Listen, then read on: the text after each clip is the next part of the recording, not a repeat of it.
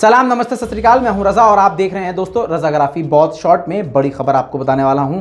इस रिपोर्ट में पाकिस्तान, अज़रबैजान और ईरान के बारे में कुछ बड़े अपडेट्स, बड़ी रिपोर्ट आपके सामने रख रहा हूं। उम्मीद करता हूं कि आप हमारी इस रिपोर्ट को शेयर करेंगे, क्योंकि ये इस तरह की खबर है, जो खबर हम आपके सामने लेके आते हैं वो ऐसी खबरें हैं जो आपको आज तक जी न्यूज़ यानी भांड न्यूज़ कहीं भी आपको ये नहीं मिलेगा। आपको YouTube पे भी बहुत कम चैनल्स पर इतने डिटेल में और इतनी आसान ज़बान में और बहुत कम वक्त में इतनी बड़ी बड़ी खबरें मिलेंगी।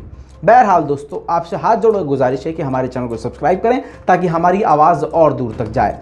पहली खबर सबसे बड़ी ये है कि पाकिस्तान और ईरान, जहां पर यह लग रहा था कि अज़रबैजान के साथ आंख मूंद के पाकिस्तान ईरान के खिलाफ भी चला जाएगा, वही बात हमारी फिर से हमेशा की तरह सही साबित हुई कि ईरान पाकिस्तान के बीच में कोई भी दरार नहीं पड़ी और ईरान और पाकिस्तान नेवी ड्रिल करने जा रहे हैं। बताया ये जा रहा है कि ये नेवी ड्रिल काफ़ी ख़तरनाक और काफ़ी ताकतवर किया जाएगा। पाकिस्तान और ईरान मिलकर ज़बरदस्त युद्ध अभ्यास करने वाले हैं और दोनों देश एक दूसरे के और भी ज़्यादा करीब आने वाले हैं, जिसकी तैयारियां ज़ोरों शोरों पर चल रही हैं। आपकी आसानी के लिए और आपके दिमाग के लिए बता दूं कि आज से नहीं, बहुत पहले से ही ईरान और पाकिस्तान बेहतरीन दोस्त हैं। अज़रबैजान को तो आपने इस लास्ट अज़रबैजान और आर्मीनिया की जंग से सुना है, लेकिन ईरान और पाकिस्तान बहुत पहले से दो यार रहे हैं। आपको बता दूं कि अज़रबैजान लगातार ईरान पर इल्ज़ाम लगा रहा है और ईरान को गलत साबित करने की नाकामयाब कोशिश कर रहा है। ऐसे में ईरान ने अपना मास्टर स्ट्रोक खेल दिया है।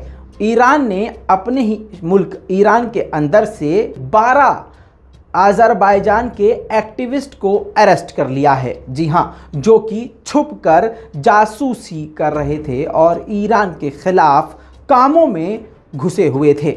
इसके बाद उनकी तस्वीरों को भी ईरान के द्वारा रिलीज करके दुनिया के सामने रख दिया गया है, जो कि अज़रबैजान के लिए बड़ा झटका है। दोस्तों, जहां पर ईरान और अज़रबैजान के बीच में एकदम खतरनाक युद्ध का माहौल बना हुआ है, ऐसे में अज़रबैजान के अंदर ईरान की जो एम्बेसी है उसके अंदर दोनों मुल्क ने यानी ईरान और अज़रबैजान ने मिलकर आज़ादी का जश्न मनाया। अज़रबैजान की आज़ादी का देखिए।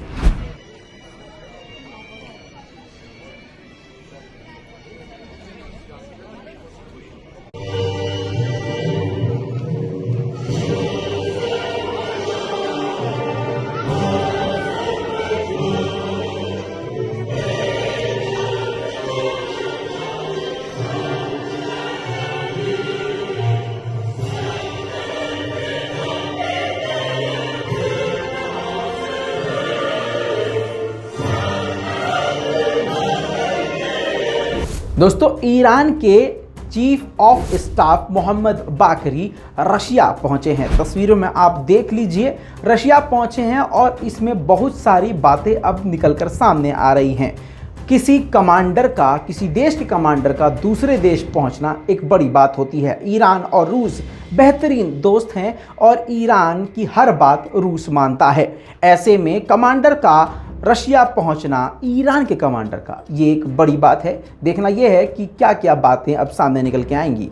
दोस्तों, आपको बता दूं कि दुनिया में पहले एक वक्त था कि सऊदी अरब पर लोग आंख बंद करके, मुसलमान आंख बंद करके भरोसा करते थे। ख़ास ऐसे समुदाय थे जो सऊदी अरब को एक तरह से, मान लीजिए, कहना नहीं चाहिए, बिल्कुल ऐसा मानते थे जैसे वो उनसे बेहतर पूरी दुनिया में कोई है ही नहीं। अगर खुदा और हुजूर के बाद अगर कोई है तो बस सऊदी अरब है। ऐसे भारत में भी बहुत सारे बावले लोग पाए जाते थे, लेकिन उनको समझ में नहीं आता था। लेकिन अब उनकी भी आंखें तब खुल गईं जब इजराइल की गोद में सऊदी अरब बैठ गया।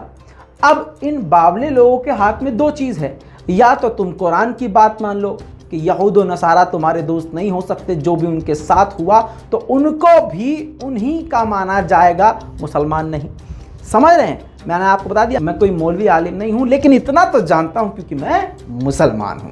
बहरहाल दोस्तों, शुक्रिया मेरे माँ बाप का कि जिन्होंने मुझे कुरान की तालीम दी और इतना तो मुझे पता है। अगर आपको नहीं पता तो यह आपकी बदकिस्मती है। अब आप समझ लीजिए कि इसी वजह से पूरी दुनिया के मुसलमानों के दिलों से सऊदी अरब उतर गया। लेकिन अभी भी सऊदी के अंधभक्त बहुत मौजूद हैं जो एकदम क्या ही कहें। बहरहाल अल्लाह उनको दिमाग दे भाई, अकल दे।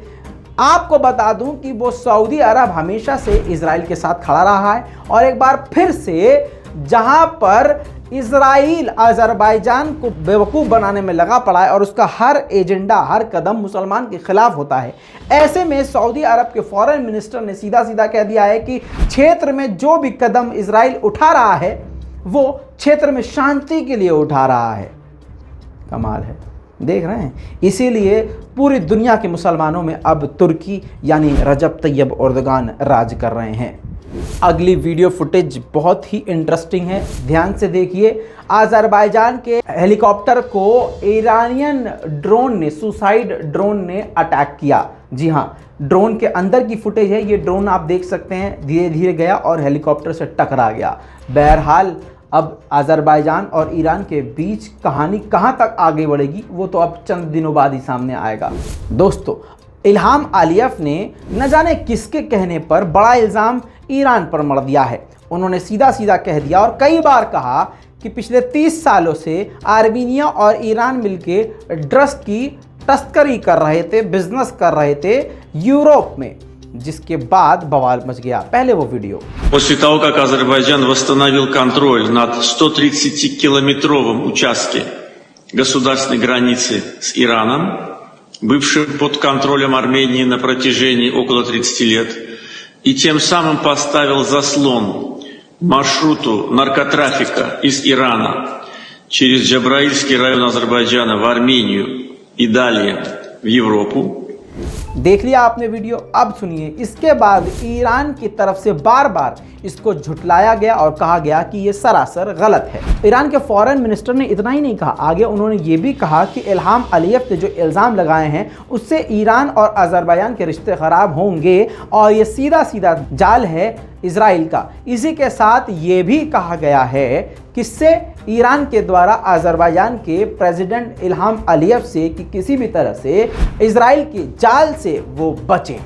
इस रिपोर्ट पर आपकी क्या राय है दोस्तों? आपको क्या लगता है? अपनी राय कमेंट में ज़रूर लिखिएगा। पूरे दुनिया के मुसलमानों को एक होने के लिए कोशिश कीजिएगा, दुआ कीजिएगा और थोड़ी बहुत दुआ हमारे लिए भी रखिएगा। है भाई, चलिए, हम हैं रज़ा और आप देख रहे हैं रज़ाग्राफी। जय हिंद।